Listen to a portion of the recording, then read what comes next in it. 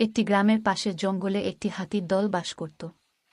গ্রামের লোকেরা হাতিগুলিকে ভালোবাসত এবং মাঝে মাঝে তাদের জন্য খাবারও দিত। তবে এই দলে একটি ছোট হাতি ছিল যে সবসময় মায়ের কাছে থাকত। ছোট হাতিটির নাম ছিল চাঁদ। চাঁদ খুব কৌতূহলী ছিল এবং সবসময় নতুন কিছু শেখার চেষ্টা করত। একদিন চাঁদ জঙ্গলের গভীরে একা একা চলে গেল। কিছুক্ষণ পর সে হারিয়ে গেল এবং পথ খুঁজে পাচ্ছিল না। সে তার মাকে ডেকে কাঁদতে লাগল, কিন্তু কেউ শোনেনি। গ্রামের এক ছেলেও সেই জঙ্গলে গিয়েছিল। তার নাম ছিল রবি।